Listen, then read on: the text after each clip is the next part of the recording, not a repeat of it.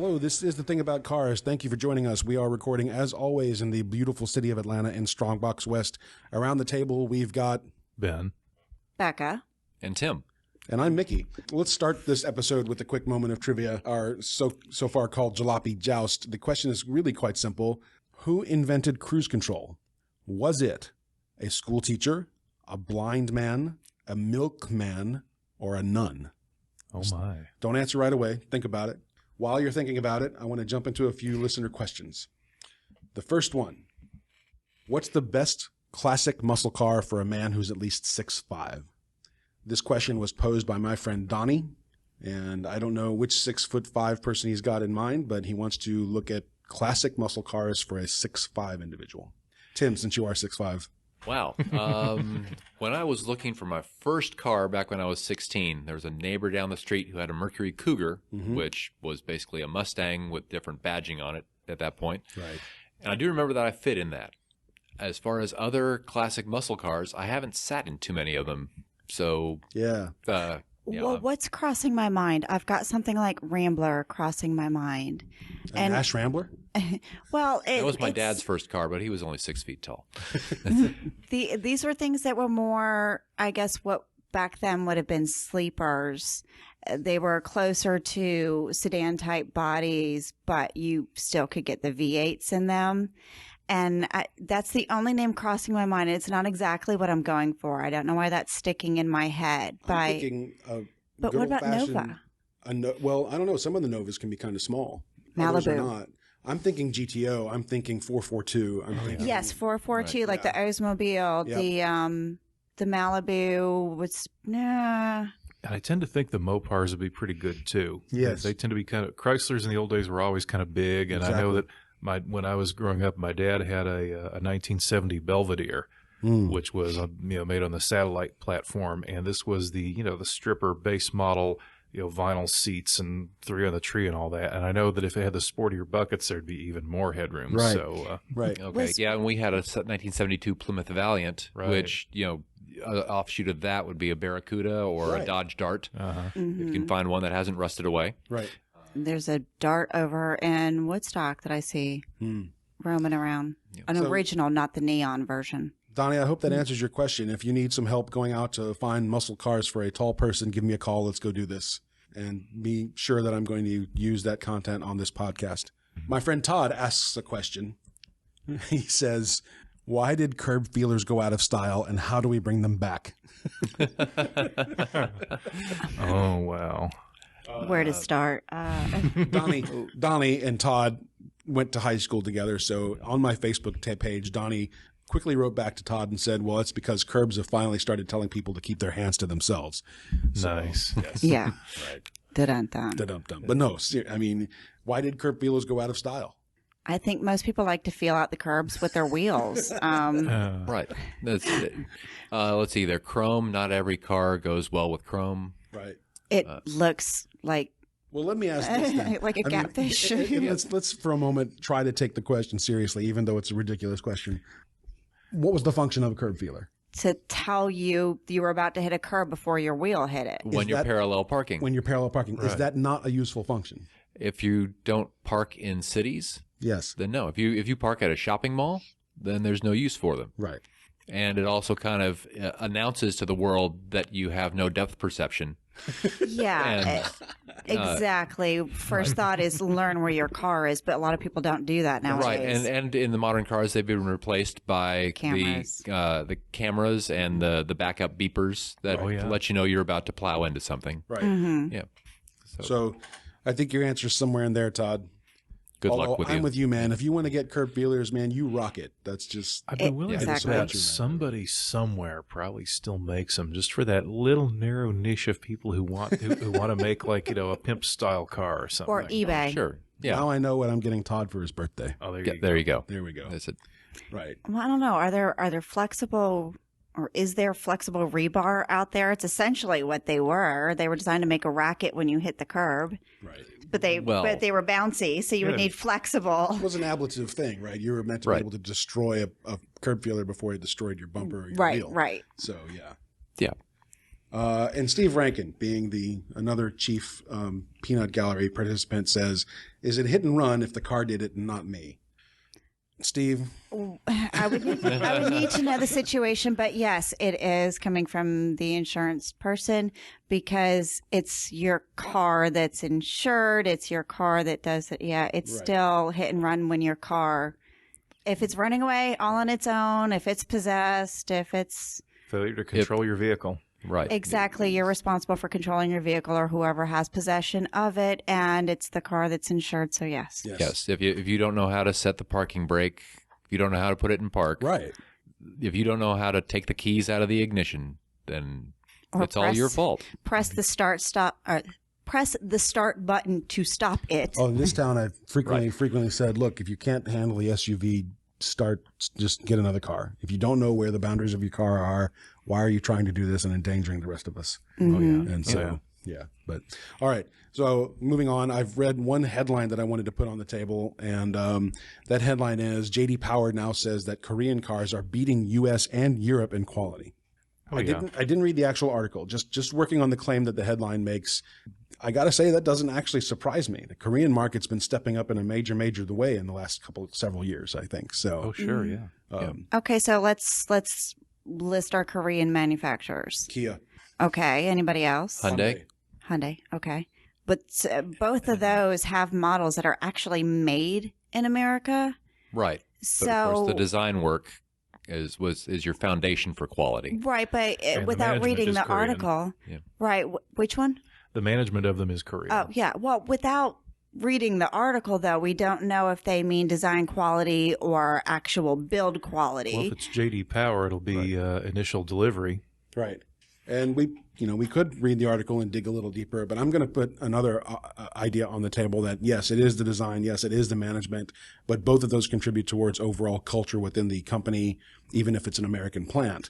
Mm-hmm. And I would say that organizational culture has a whole lot to do with the quality of the deliverable, more so than stellar management or a great design. You can have a great designed car, but if people in the company suck, their finished product is not going to be that good. But I'd say on the flip side, if you have a poorly designed vehicle, it doesn't matter how good your assembly people are, and it's never going to be great. No, I agree with that. Yeah. And another interesting angle too, though, is that you look at modern cars and all of them are just so good.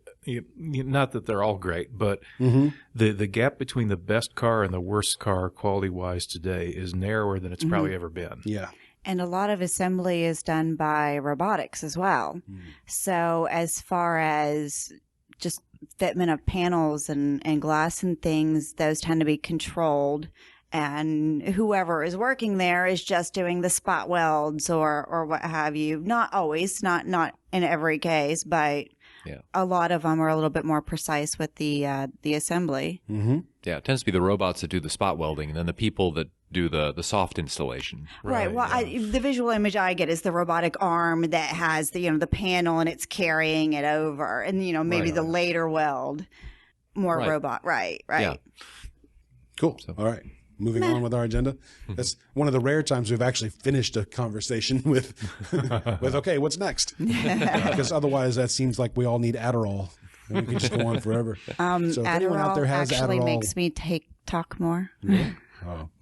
All right, Becca, you wrote this thing on the board, Jeep tree clips. What is that all about? And the reason why I wrote tree in quotes, it was something that Ronnie had mentioned a ways back. It was not long after I had gotten the Jeep.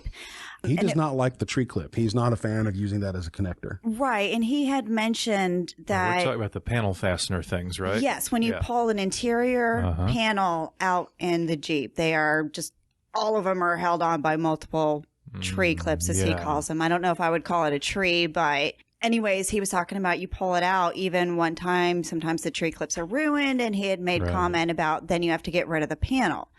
Well, not long after that, I pulled off another panel, and he was in the back of my head. So I turned it over, and I'm looking, and I confirmed it with a shop out in Marietta. Those are totally replaceable. You don't have to throw out your panel. You can pull out or pull off the tree clips. Right. So if anybody is thinking that you need to pull out or geez, I can't talk now. If anybody's thinking you need to throw away the panels on your Chrysler product because your tree clip is no longer fastening, no. Just get a new clip. Yeah, Right. you can pop them off and get a new clip. Sure, So it was yeah. something I wanted to make mention of since we had said an earlier time it ruins the panel. Well, I mean, Ronnie needs to be here so he can speak for himself, but I think he views the tree clip fastener as a low quality solution to what should otherwise be a bolt or a screw. Well, or and I something. agree. I mean, like in my Fords, I have what I don't know if we would call it a screw or what have you, but and it's plastic. It's not great, but it's easier to work with. I think as far as Ronnie goes, he just doesn't work with a lot of Chryslers. I mean, we know. It's not a terrible fastener. You know, like everything, it's got its limitations, its strengths and weaknesses. You know. Exactly. So it's good in some applications and maybe not so good in others. Right. It's not pretty. They don't Yeah. always It's fast. fit well. I just looked it up. It's called a tree fastener or a push fastener. There may be a few other terms for the same thing, right? But, Yeah. Now we're talking about the ones that are on the back side of interior panels. Yes. There's no where you don't want to see a fastener protruding out through the face of the or the piece. level hole, you stick in your little tree fastener and then you put a cap on top of it so that it's the same color. Right. And Yeah. there's just a Well, they forget that way. There's no hole showing through. Right. So it was a way around that, but they just Right. don't tend to fit as snug, in my opinion. Ronnie, I hope you're listening to this. You can correct us when you get back at the table. But Ronnie's like, because I told him, I said, I'm thinking about getting a Challenger. This was when I had actual money to spend. And he says, no, don't do it. The thing is held together by those little Christmas tree things. And I'm like, I don't know that I would hold that against them. But Ronnie just, Depends on everyone how- has their preferences. Depends, too, on how much you expect to be taking those panels apart. Exactly. Well, when Right. it's somebody like me, I'm digging through stuff all Right. the time, and it's my first Chrysler product, so Sure. I'm learning new things. But it was just, I decided to see, okay, when one of mine gives away, Right. is it truly ruined? And I happen to have a panel off, and then just happened to be at a specialty store and saw that they had a whole bunch of them for sale. So I wanted to make mention of that to any Chrysler owner. Right. Yep. And if you need to know what shop I went to, actually, I wanted to mention them, and now I don't remember where I put their card. It's a neat little shop, but it's one of those you got to know it's there. It'll come to your head in a moment. You want to invite him to come speak with us someday? Maybe That would be awesome. one person from the shop? Yeah. Yeah. Okay. Jim, Let me you see. about I'm going to say come over here and dig out my thing. Hold on. Yeah. Yeah. Go ahead. I was wondering, it might not be the actual tree clip itself, but the mounting spot on the back of the panel where the tree clip usually yeah. kind of slides into sideways. If that is failing, of course, then you get to play with some industrial strength adhesive to put the new Yes. one back in or reuse the old one. But Or a plastic stapler, but I've learned be very careful with those. right. There we go. Touchstone Auto Paint. Okay. In what city? This is in Marietta, Georgia. Okay. But, they have their website and everything, and it's called Auto Paint, and there's a lot of auto paint and supplies. So refinishing, what have you, your abrasives, your sanding, lots of very interesting chemicals, some industrial, what am I going for? The roof, the ceiling liner. My words have escaped me now. Because, I believe through everything on the market Yes. for the headliner. I know you've had issues. They have industrial stuff in there. And it was just, ooh, and, rubbing the chin. I was thinking of you. You always think of me when you rub your chin? I'm having to stop. The comments I make are not safe for podcast right now. I so want to answer that, but... Let's invite him to come talk to us, but let's make sure Katie's with us when we do that because that's her wheelhouse. And I had wanted to mention to her because at one point there had been a help wanted sign. I don't know to what extent if they actually do anything in one of the other buildings or if it's just a counter sales. I wasn't sure, but it's a neat group. And again, they're Touchstone Auto Paint in Marietta. Okay. Excellent. So the next item on our agenda, Angel's 20th. What does that mean? And I used her name, and I actually had mentioned earlier, I try not to refer to my cars as girls and by their name, but yes, they're all my girls. I talk about them that way all the time. Angel is my Mustang. And she's 20 years old. No, she's not 20 years old. Oh. I just put Angel's 20th. We just had our 20th anniversary. So I originally got her April 19th, 1999. So it was one of our big anniversaries. No, I didn't look it up to see what I'm supposed to buy her or installing her. What weird present should I give her? 20 years silver? Is that silver or is that 25? The 25 is silver. 25 is silver. Okay. Right. Yeah, but I think with cars, it's different substances altogether. Right. I think Probably. 20th is chrome. Chrome. No, I'm not putting chrome on my Mustang. Just no. Well, it's an old system. It's right. Yeah.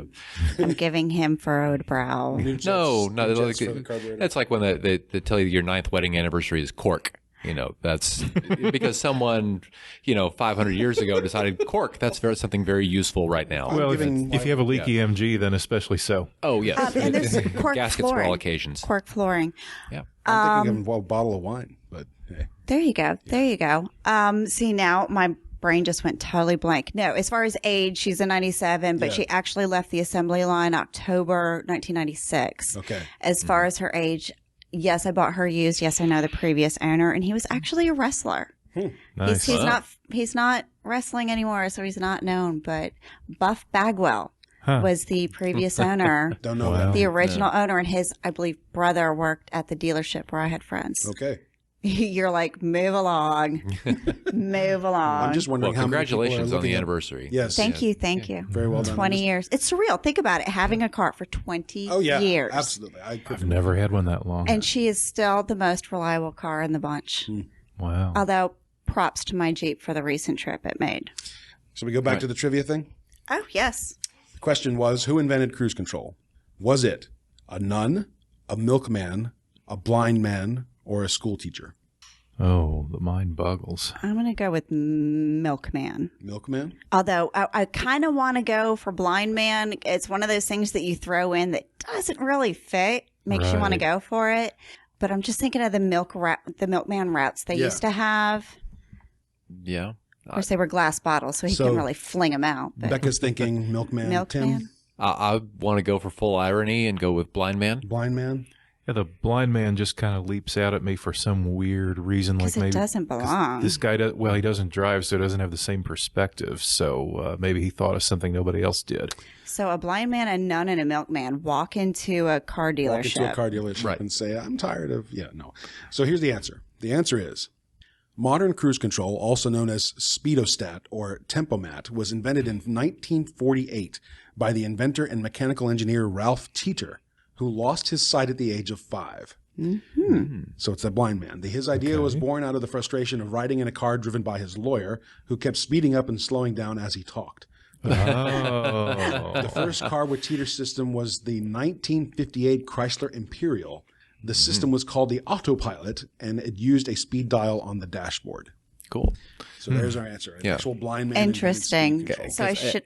And I've heard of people who, speaking of his lawyer, was it that Yes. kept speeding up and slowing down? I've heard of people who, when they drive, just for some reason can't hold their foot at a particular spot on Yes. the accelerator, Oh, right, and they just are always either accelerating a little bit and they realize they've slowed down, and, It's or how- accelerating, decelerating, and How they're getting into the conversation. Mine is more mood.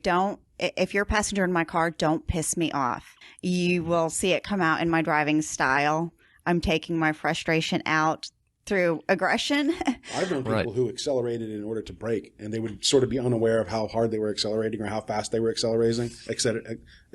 So they'd be like just tooling along, driving, and they'd look down and realize they were going faster, and then they would brake. And then the whole cycle would start all over again, right? No, I hate Wow. those people. I'm sorry. I get behind you and all you see is brake, brake, brake. It's like, take your foot off the gas pedal. Or how about the opposite ones who can't sit at a red light without constantly creeping? Yes. the red light creepers. The red light creepers. There's an actual Yes. word for this, depending on the person, I suppose. But I've heard the word pre-greening. Oh, geez. So they're trying to get a tiny little bit of forward momentum before the light turns People green, make so they it can. all the way out into the intersection. I've seen Have you that seen too. Craziness. It's Just- absolutely craziness. Save your brake pads. Just stop and stay there. And never, in general, just in general, don't be in a rush. What's the big rush? What's so important about getting through that intersection? Well, that's why we buy faster cars. That's true. That's yeah. But along the same note, that there are lots of people you don't always know where it comes out at. My mom can't chew gum and type at the same time. She types super fast. So she ends up like some deranged chipmunk gnashing on her gum while she's fury. typing. Yeah. So it can happen. I've seen people like that. That's too funny. Yeah. No, but okay. So now we're off topic here after we've answered the trivia question. But since when did intersections, red lights, since when did they become this demilitarized zone of sheer terror? Because everybody's running the light or everyone's trying to get through it quickly. I don't know. I don't know if there's a question there or not. It's just, what have we done to the intersection in specific that you have to check yourself like 4 times before even hitting the accelerator to get through that thing safely? Mm-hmm. And nothing is ever timed the same. Right. So if you're unfamiliar with it, you don't know if it's got a long yellow or a short yellow. Right. And there's a term, if there are any civil engineers out there, I've been trying to remember this term for years, only because way back when I dated a civil engineer. And there is this term that there is no way to time any light exactly right. There is this term, and I can't think of it, to where the timing is off. It doesn't matter if you're going the speed limit or your distance or whatever. You can't safely stop or go. Mm-hmm. And it's like this fraction, but there is a term for it. And I can't. I don't know what that would be, but I can understand that. Depending on whether you're timing for a car that has stopped in the red light cycle, depending on when the cars were released from the previous light at their green light, depending on what the distance is, you may have trouble because they're going to have to slow down for the people who are just started accelerating when that green went. I'm sure there's a lot of factors that you have to take into place. Gets into the psychology of people's driving as well. Well, and I don't think the civil engineers really get so much into the psychology, but I am suddenly wondering if my friend Jacob has been listening to the podcast, because I know he has to do with that. So yes, that's why I'm making this strange little note down here, is to ask him. But I was going to go somewhere else with that. Yeah. Well, we're out of time. We're going to have to pick it up next time. All right. Okay. So I'm giving Becca half a second just to see if it triggers her memory, but if nothing's coming. Just rambling on about intersections and driving habits. Yes. Well, that's it for the thing about cars today. Anybody got anything else quickly that we can touch on to just wrap things up with? Nuggets of wisdom, pearls of... I don't know. How long does the pearl of wisdom need to be? Well, Ben has the best one. Be safe out there. That's it. So thank you for listening to us. Find us at thethingaboutcars.com. We always welcome your questions and suggestions. We even have a Patreon page if you feel like supporting our efforts. We will use those funds to buy new gear. And thanks for joining us. We will see you next time. Bye. Bye.